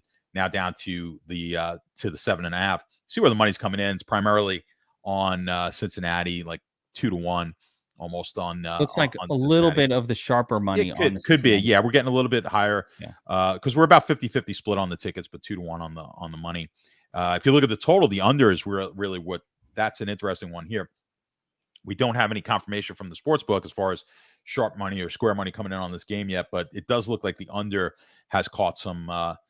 And to me, if the game goes under, the Carolina is going to cover this game. So if this is one of those, if you're looking to parlay this game and you like Carolina, you take it with the under. I think the only way this game goes over is if Cincinnati covers the game. It's really, what's interesting. I like that you said that. I've been looking at. I would love to do a study on this correlation between the underdog covering the spread or winning even, and the under. Well, there have been correlations. It's a matter of fact, you can't make these bets anymore. 20 years ago, thereabout, we used to make a lot of money on college football games. You'd sometimes get a college football game with like a 42 total and a 20-point spread. And the correlation was so high that you could actually parlay both sides. So you could parlay the under with the dog, and you parlay the over with the favorite, and that was it. You just did it blindly in all those situations. It needed to be 33% of the total, the point spread. And why can't you do that anymore? They banned it because it was so easy to win. They were called correlated parlays, and they banned it years ago. What about those SGPs? Well, the problem with the SGPs is that they're so hard to calculate. And because the correlations, you really have to know what the correlation is between player X and player Y, and all, which is very difficult to do, even difficult for the sports books to do. And when it's difficult for them to price it, guess what happens to the price? it becomes worse because, hey, it's really difficult for me to price this. So I'm going to put a price that, it's like me. I'm going to go buy a house, but I haven't seen it. And I don't know what's wrong with it. And I don't know, online it says it's worth 400,000. Well, I'm not going to offer 400,000 if I haven't seen it. I'll take a chance at 250,000, right? I'm going to give you a worse price. And that's what they do. They're not 100% sure either, but you can't see it. Like, you could see the price of that house. You can't see it. Those are hidden costs. So be careful on the SGPs. They're not typically very good plays. I want to explore that further with you on a different show, not this. But taking a look at these teams here, actually, let me bring up the sheet. Carolina. I wanted to mention that the Bengals just are really good defensively, surprisingly good defensively, and most people wouldn't know it. Here we go. They are just allowing fewer points per game to pretty much all of the position groups. And who knew that Cincinnati's defense was pretty good this year, but they are. Carolina, on the other hand, really pretty average, allowing a little bit above average production to the running back and wide receiver position. And for me, John, this is probably a Mixon game. I think if Mixon's ever going to do it, this is one of those games where they should just lean on Mixon and let it rip. I don't know. He has not had, I already wrote my notes for my pick sheet about this running back. And I said, listen, Mixon last year got us 6 appearances in the Nuts Millie Maker winning lineup, 6 times. So far this year, we're at a 0. So he is due for some positive Nuts lineup regression. He needs to start having those big games. But what happens is, as he's been unproductive, the salary comes down and down and down. It's now chipping away in that lower 6K range. We're where we need to be with Mixon, or that mid 6K range. We're where we need to be with Mixon to finally have his breakout game. So that's the spot that I'm interested in. The matchup does agree with it. And of course, are we playing Burrow? Yes. Am I going to use Burrow as my prime, core QB for the week? I don't think so. I like him less in games when his team is. I like him less when he doesn't have Chase. I'm sorry. Chase is good. So when you don't have all your weapons, I like you less. And that's kind of where I'm at with that one. Carolina, DJ Moore. Yeah, I don't see why not. I think we can go back to it. 10 targets. Terrace Marshall, a little interest there. Not going to go crazy for it. I don't think Donta Foreman is going to be a good play this week. He's coming off the monster game, but I think Chuba Hubbard will be back, and that mutes the volume upside for Foreman. But I do want to always mention every time I talk about Foreman that I think he's an actual real life good at being a running back player. I don't think he's just some fill-in guy that has a good game based on luck and volume. I think he's actually good. Now, do I know he's actually good? No, but I think he might be actually good. Foreman's good. No, he's a good running back. Yeah, I think he might be. There's a difference. I think they're going to be fine. Yeah, they're fine at running back. I mean, they're not. It's not McCaffrey, but I think they're fine there. Yeah, and that's just what I want to say. I don't think it's some crappy backup guy that's Jag level. I actually think Donta Foreman is an actual good real life player, which is different than a lot of these backup running backs thrusting. He's a Derrick Henry light. Yes. He kind of runs that way. And he looks like Derrick Henry with the dreads. Yeah. He did get tackled by the dreads last week as well, which you know what? Let me speak on that for a second. So I'm conflicted about it. On the one hand, I don't understand why you would allow yourself to have something dangling that you could get tackled by. I'm sorry, but you play football. You should not have a string in the back here that I can pull and get you down. That is, to me, a bad decision. If you remember from MMA, I will give you the example of Rose Namajunas. She had beautiful long hair, beautiful woman with beautiful flowing long hair. And one day she shows up, she's going to fight Paige Van Zant. The head is just shaved, right? She went fucking taxi driver on that shit and just buzzed it. And I saw the shaved head and I was like, this woman is serious about MMA. And then she became the champion. right? So I translate that to football. If you have this heavy, like if you're an athlete, especially an offensive player, you should not have hair that sticks out that I can pull and tackle you with. And I saw the tackle happen last week by the Dreads. And it's not just any long hair, a ponytail. It doesn't matter. I think you should not have that. Yeah, I mean, obviously it's their choice, but the better way would be is if you had like extensions, and then this way when they get pulled, they come out. It's like a breakaway. Yeah, it's a dude though. A guy wearing extensions is literally the most unacceptable. I guarantee you there's some guy out there with like dreadlock extensions somewhere. That's worse than Zach Ertz frosting the tips, getting the douche tips going. Yes, it is worse. That's worse. It is worse. So, but the flip side is Samson and Delilah. The long hair brings you power. So I do have to, I said, I got two sides of the coin to that discussion. The second side is, listen, if your flowing locks is what's giving you your power, then you don't want to get rid of it. See, I don't mind it as long as only one running back has it. But when I'm watching like the Minnesota games, oh yeah, it's annoying. And I can't figure out who's in the game at that moment. Out there. Drives me nuts. Like, just give me one running back with the dreads so I can figure out who it is on the field at all times. Yeah. And then they went and both changed their number to a single digit to drive me. Yeah, never know if it's Dalvin or Madison. But like I said, with this situation, we did see a player get tackled by the hair, and it's perfectly legal. Yes. To do that. It increases your risk of injury. It is a horse collar tackle in a sense. It's the same phenomenon. So if it's me, I think you should not have the hair that long. You should shorten it a little bit so that people can't pull you down by it. I know a lot of women who like that, but I don't know as many. I don't have long hair, so I can't really attest to a lot of guys. I used to have long hair, and I used to have long hair in college. Just the fact that you had hair is hard to believe, but I had hair, and it was long and flowing and beautiful. I can't grow long. My hair just gets kind of like wavy, and then it just like back in the day when we used to have the tail. That was the big Italian thing back in Brooklyn. Mine would just curl up, in the back. I just get poofy.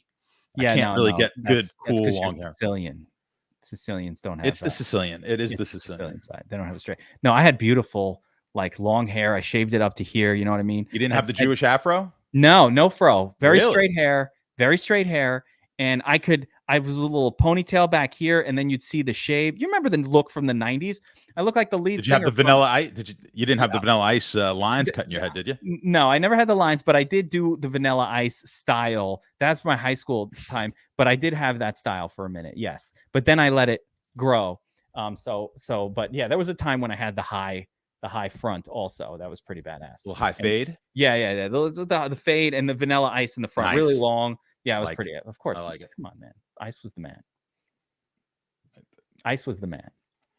All right. Anyway, I don't even know. Are we still talking football? Yes. We got two late games to go, man. 2 late games to go here. Seattle at Arizona. Another exciting game on this slate for DFS purposes. But let's talk some betting angles here. Seattle, 2-point road underdogs, 49.5 point total on this game.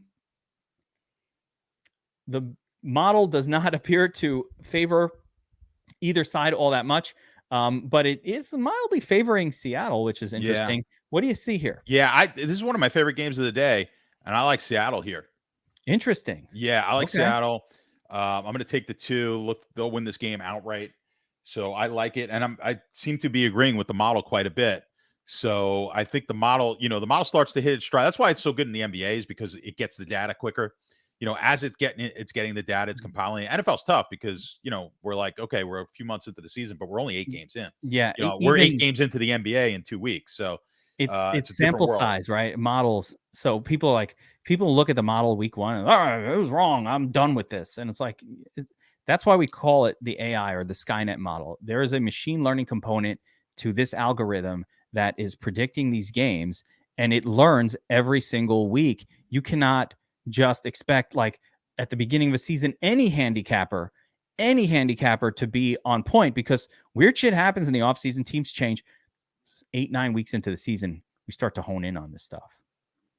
And as a data guy, a lot of times what you see, what your eyes show you are not necessarily, they could deceive you. It's not necessarily what's actually happening. The numbers are the numbers, right? So it's like, so a lot of times when I run my stuff, I'm like, boy, that team doesn't look as good as they're showing up in my numbers. Maybe I need to take another look at that, and vice versa.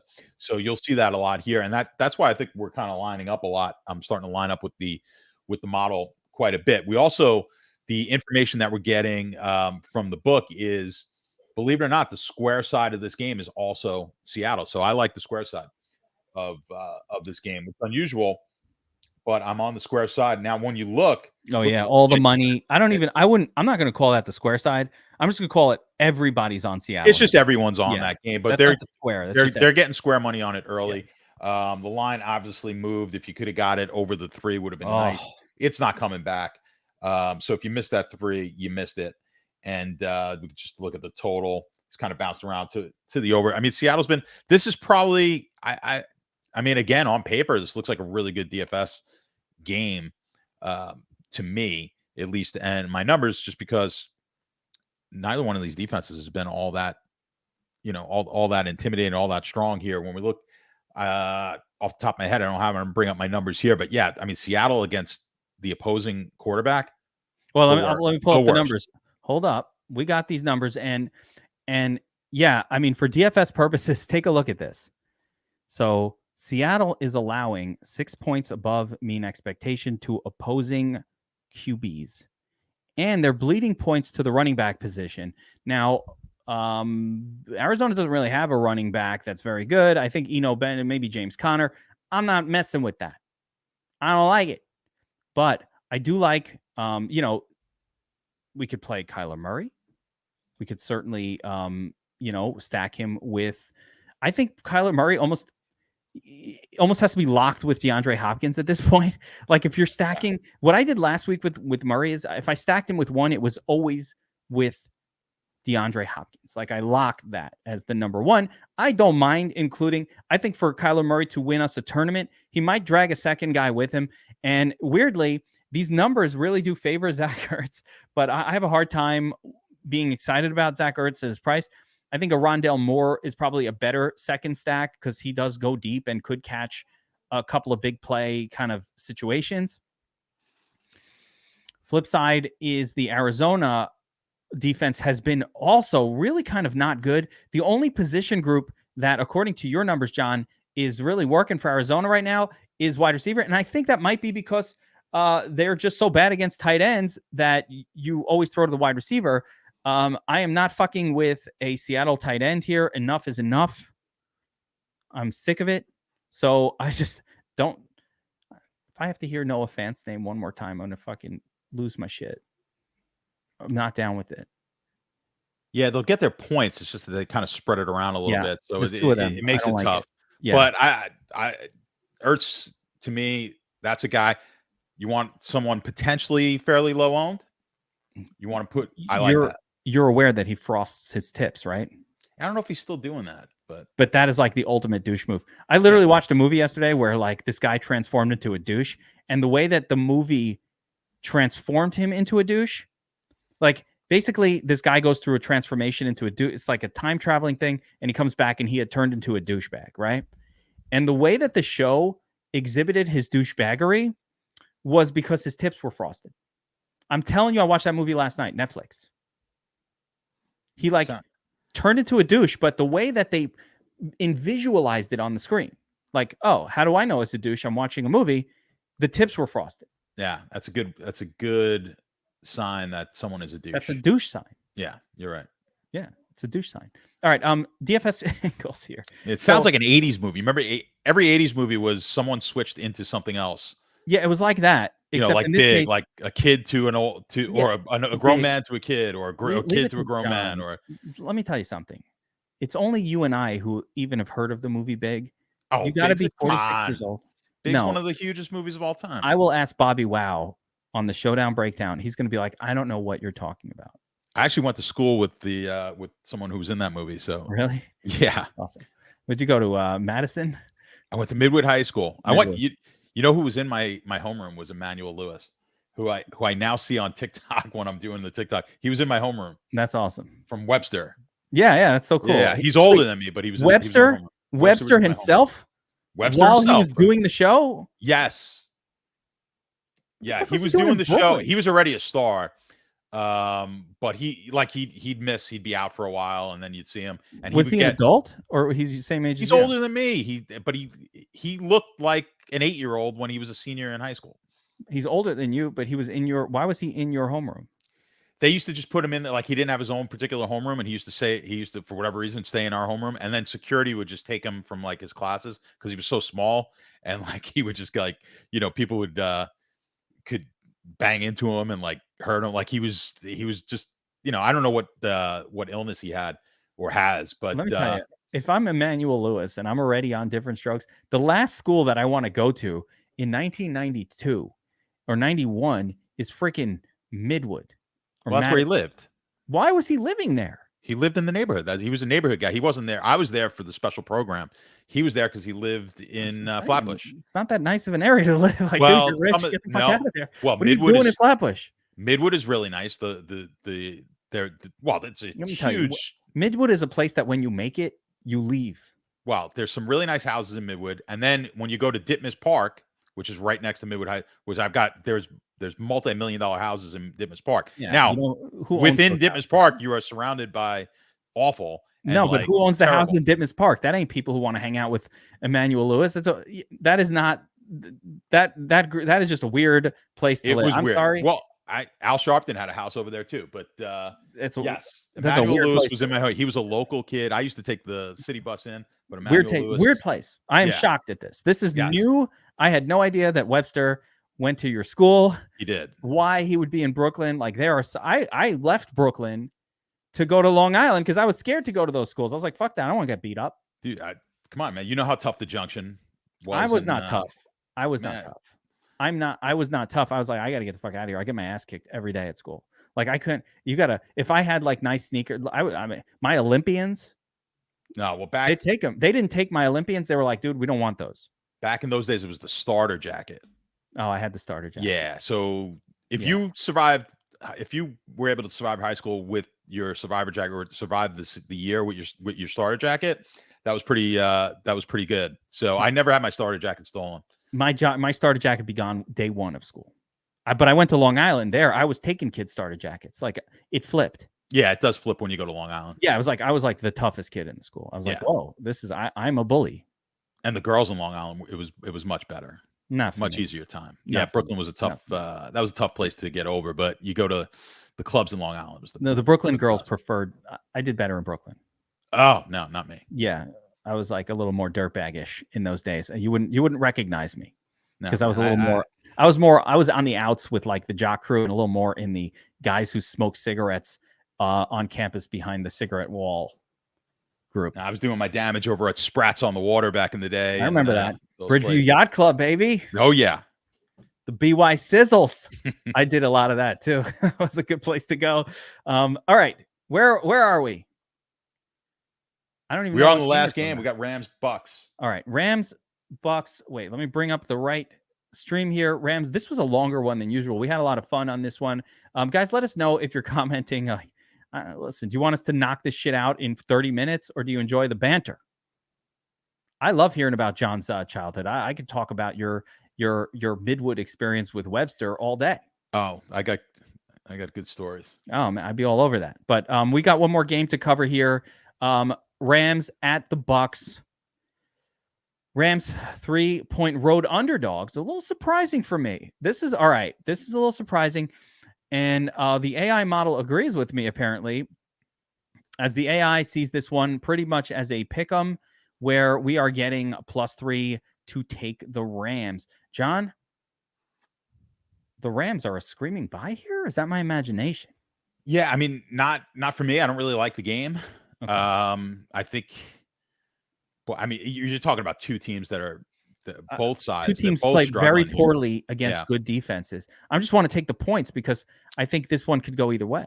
Well, the sharp money came in on the under, which you were like, I like that. Yeah, kind of what you were alluding to.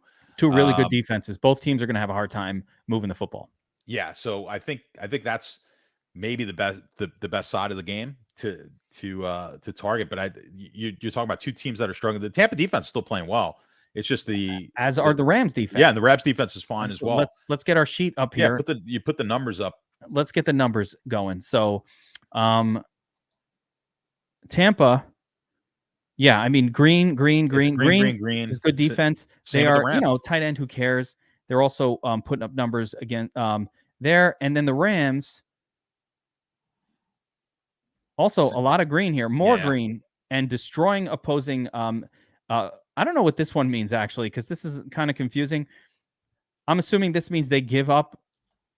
That's what they're giving up. So defense is right. So that's the.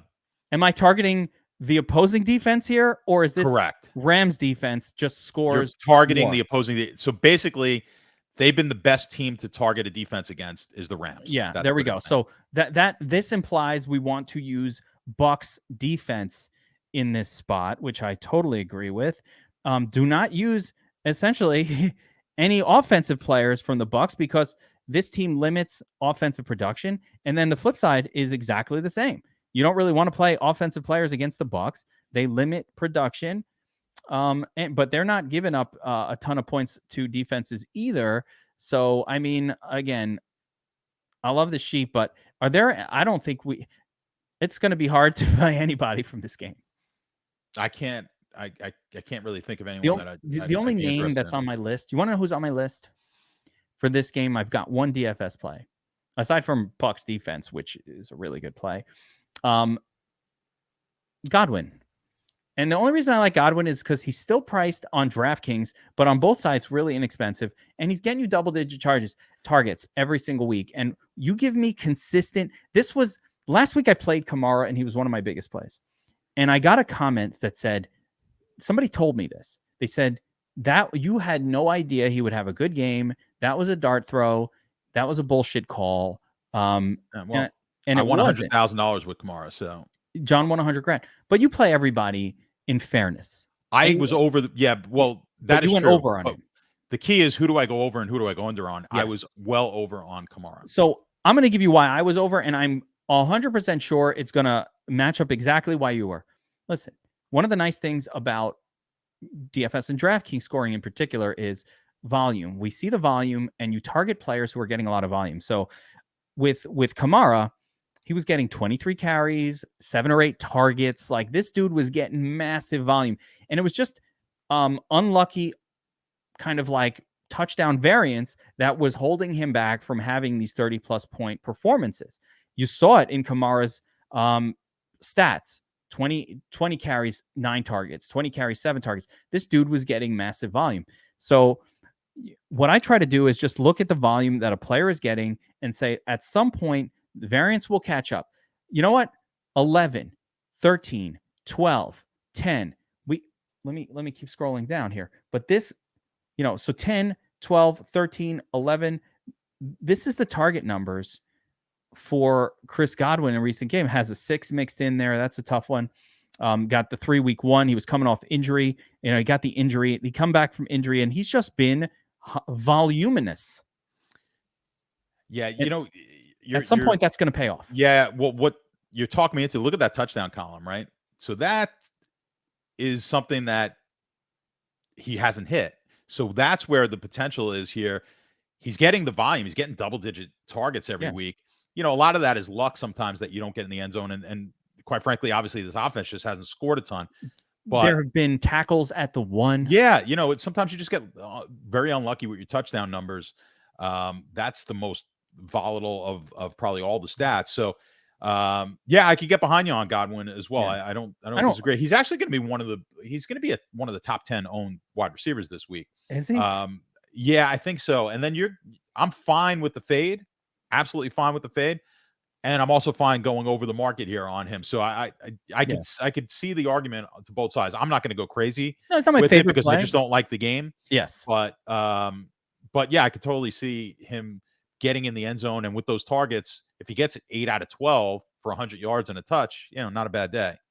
Not a play where I'm going nuts on it. I'm just saying, like, anytime I can get a 6K DraftKings wide receiver, and it's that touchdown variance. You just add 3 yards and a touchdown to some of these performances, and it goes from a 12-13 to a 26, which is all we need for, like, at 6K, I need a 24, 6, 12, 8, and 24. I need a 4X performance out of the guy. I think it's in there. Again, if he's going to be high owned, I probably like it a lot less. Yeah, I think he's going to be a little bit more owned than you think. And I agree with you. I'd err on the side of under. Again, I could see him getting lucky here, getting in the end zone. But what I worry about is the pass rush from the Rams. Oh, no doubt. The Tampa just cannot block anybody, and Brady's not getting away Brady from anybody. So he's horrible. a statue. Yeah. And this is going to be a very tricky game. Did I mention that there was sharp money on the under on this? Yeah, game? you did. And I love that side too. And I actually think it's very, very bettable. Cooper Kupp got the ankle issue as well. We don't know what his deal is. The other thing is the Rams have no running back to rely on. Not that you could run against Tampa, but they don't have anybody that they feel good about. So it's going to be all passing. And that leads, you know what that leads to, John? That leads to 3 and out. A lot of 3 and outs, a lot of punting, a lot of sack the quarterback on one of the 3 plays, a lot of 3rd and long. I love the under here. That is the sharp side. As a matter of fact, that is a write it down. That is a bet. So we've got so far in the show. Let's recap.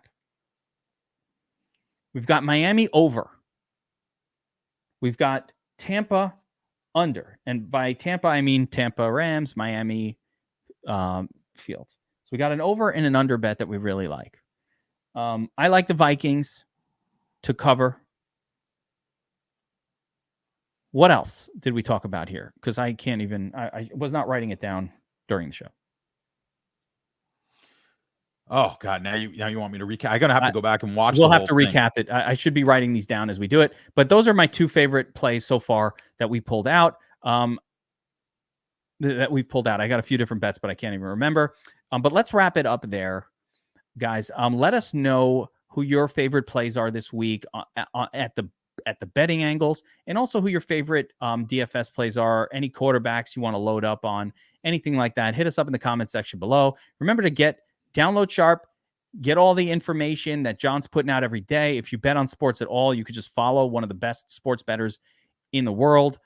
The price is super reasonable. It's only going to go up, and we always lock in the price forever. So you want to get it now. Don't wait. Even if you're in a non-sportsbook town, there's so much really important information, and you're going to have sportsbook soon enough. You want to be locked in to the Sharp app and get used to it. Of course, if you want that DFS, if you want the ownerships, the domination station, cheat sheets by me, John's tool, of course, for the fantasy points against, and all the other tools we have to offer at DFS Army. Sign up with promo code Geek, and it gets you 10% off your monthly dues. Don't forget to we want to thank our sponsor, Thrive Fantasy, for sponsoring this podcast. And of course, if you guys want to check them out and use promo code DFS Army over at thrivefantasy.com, they will match your deposit and give you 2 tickets to the $25 entry contest. That is a great freaking deal. And with that, for myself, for John, we're going to have to do a separate standalone podcast talking about John's experiences with Webster at Midwood or Murrow, or what was it? Madison? Midwood? Madison was the big rival down the road. Yeah, Madison's. Yeah. What about Murrow? Murrow was the weird. Murrow was more the Murrow had no sports, right? Yeah. So all my friends went to Murrow. There. Yeah, they had no sports teams, but our football field was over across the street from Murrow. Yes. But the Murrow kids could look at a football field and they didn't play. Yeah, there was no athletes at Murrow. A lot of my friends went to Murrow because we were zoned for, like, where I live in Brooklyn, we're zoned for South Shore. South Shore, yeah. That was a horrible school. Well, you needed a bodyguard, or potentially like, you had to be pretty tough. I was kidding about Midwood. Like, your school was not that tough. No, Midwood was fine because I was in. They had the regular classes, and then you had the special program. I was in the special programs there, so I was. That's why I didn't. It was a school that wasn't in my neighborhood, but South Shore, which is where you were zoned to go, and Canarsie, where I was zoned to go. Your only escape was Murrow, unless you got in your special fancy program. Yeah, had to get accepted, right? Yeah, going to our zone, public high schools was. You were taking your life in your hands. So did not want to go. Yours is way worse. Canarsie was actually worse than South Shore. Canarsie was tough. Oh, yeah, Canarsie was a tough school. But that's most of my friends went to Canarsie, obviously, because that's where I grew up. And were they the goons that were making it tough for everybody? I knew both. Listen, I had a lot of friends, unfortunately, who were killed as well. So that wasn't good. Your friends were the actual goons that made the school. I had a few. Well, I played baseball. So of course, a lot of my friends were goons. My baseball team, like when the SATs rolled around and everybody's like, "Hey, how'd you do on the SATs?" And there was guys who, they got lower than what you got for just showing up. And I was like, all right, no one wants to hear what my SAT scores were then. What people don't know, like when you come from Brooklyn, is like none of your friends went away to college. None of them. They were all home still. And you're like, oh, you were like the weirdo if you went away somewhere. No one. Yeah. Everybody. Yeah. Absolutely. I was like, what? You're going, oh, you're a fancy boy? You're going, it was like that. I was like, well, I went to high school in Long Island, motherfucker. So everybody goes away from there. It's just Brooklynites. They stick around for some reason. Anyway, all right, let's wrap it up there, John. We'll talk life in Brooklyn and all that shit another time. Good luck this week, everybody. John, congrats again on your incredible DFS success just of the past week, but one of the best players of all time. It's truly an honor and a pleasure to have you on every week with me here, drop in those knowledge nuggets. So I appreciate that, and we will see everybody next time on the Game Plan. Deuces.